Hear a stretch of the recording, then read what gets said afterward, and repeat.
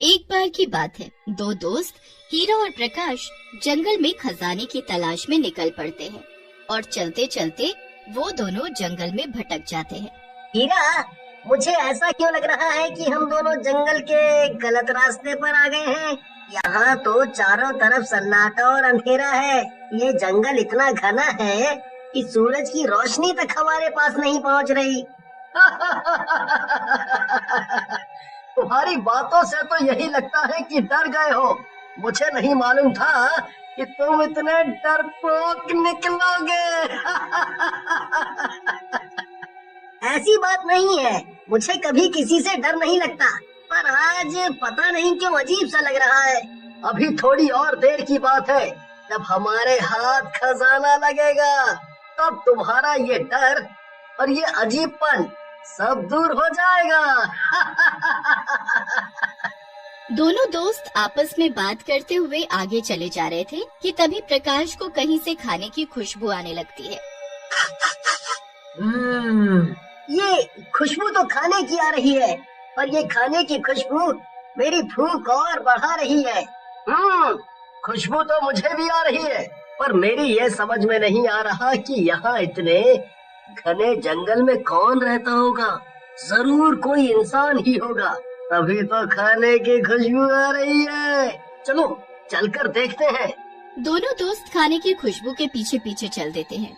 कुछ दूर जाकर उन्हें एक बांस से बना झोपड़ा दिखाई देता है, जिसकी खिड़की से धुआं भी निकल रहा होता है। हीरा और प्रकाश झोपड़े के नजदीक जाते हैं और आवाज लगाते हैं। कोई है? अंदर झोपड़े में अगर कोई है तो कृपया बाहर आइए।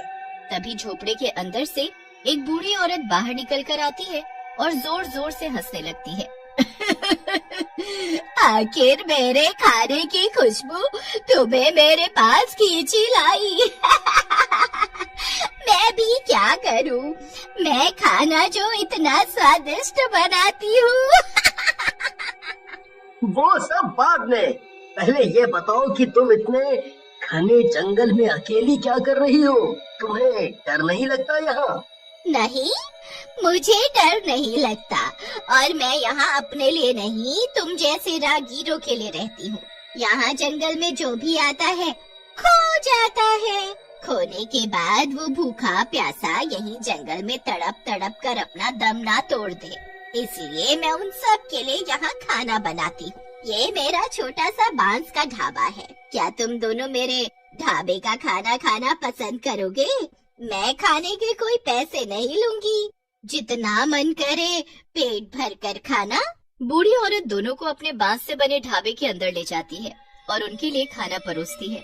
हीरा और प्रकाश को खाना बहुत स्वादिष्ट लगता है। काकी, आप खाना बहुत स्वादिष्ट बनाती हो। मेरा तो पेट भर गया, पर मन नहीं, इसीलिए मैं तो और खाऊंगा। मैंने इतना स्वादिष्ट खाना पहले कभी नहीं खाया। दोनों दोस्त खाने में व्यस्त थे कि तभी खाते खाते उन दोनों के शरीर में कुछ अजीब सा होने लगता है। ये क्या हो रहा है? मुझे घुटन सी महसूस क्यों हो रही है? तभी बूढ़ी औरत चुड़ैल में बदल जाती है, दिखने में बहुत डरावनी। प्रकाश, ये कोई बूढ़ी काकी नहीं, ये तो कोई चुड़ैल है। मुझे पैसे नहीं चाहिए, मुझे कुछ और चाहिए। पूछोगे नहीं कि मुझे क्या चाहिए? हाँ, तुम्हें क्या चाहिए बताओ। हमारे पास जो है हम सब तुम्हें दे देंगे। और हाँ, हम इस जंगल में खजाना खोजने आए थे, वो भी हम तुम्हें दे देंगे मिलने पर।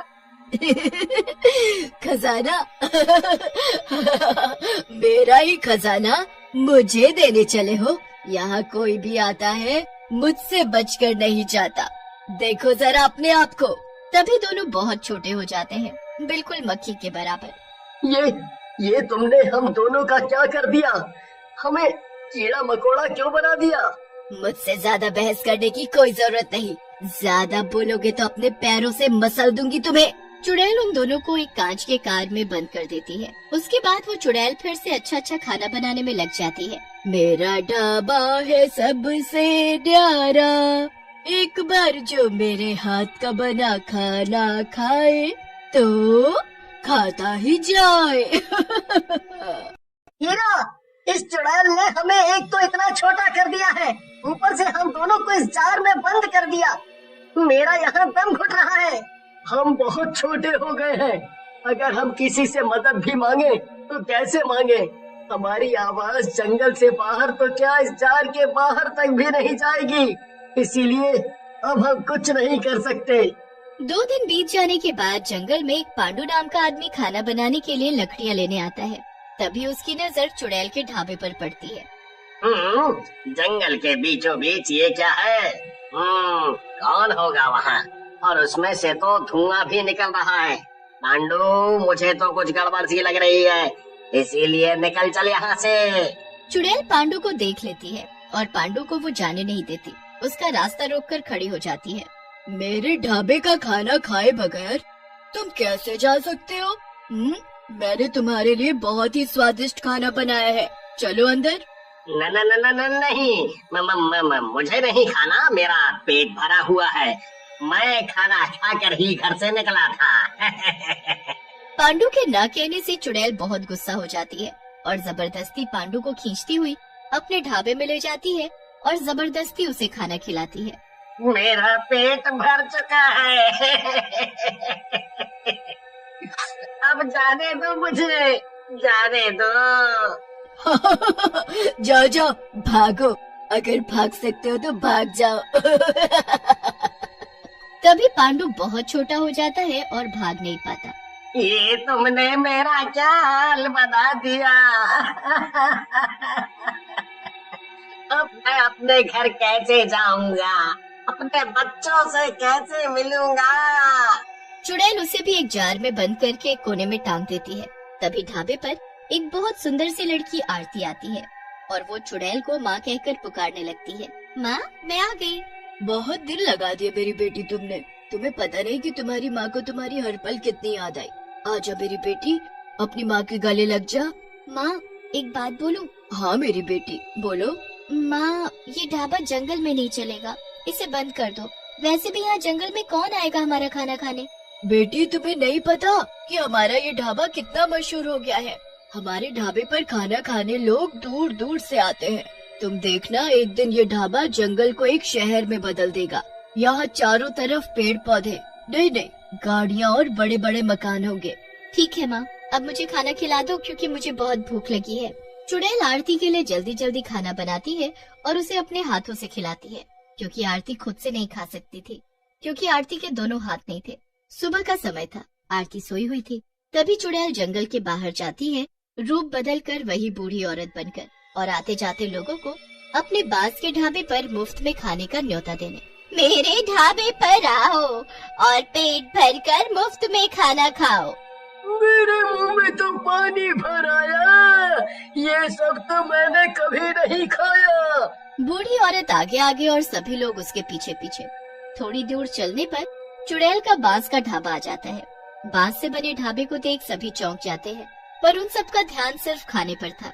पर कोने में लटके जार के अंदर जो लोग बंद थे वो जोर जोर से चिल्लाते हैं, आवाजें देते हैं, पर कोई उनकी आवाज नहीं सुनता। अब कुछ नहीं कर सकते क्योंकि वो सभी लोग चुड़ैल का बना खाना खा चुके हैं। चुड़ैल जब लोगों को जार में बंद करके छुपा रही होती है, तभी आरती पीछे आ जाती है और पूछने लगती है, माँ, क्या छुपा रही हो? क्या है तुम्हारे हाथ में? दिखाओ जरा। कुछ नहीं है, मैं तो बस कुछ पुराना सामान रख रही थी। आरती को कुछ अजीब लगता है, पर बिना हाथ के वो कुछ नहीं कर सकती थी। चुड़ैल सभी को छुपाकर बाहर चली जाती है। अब चारों तरफ सन्नाटा था कि तभी आरती को कुछ आवाज सुनाई देती है। कौन कौन है?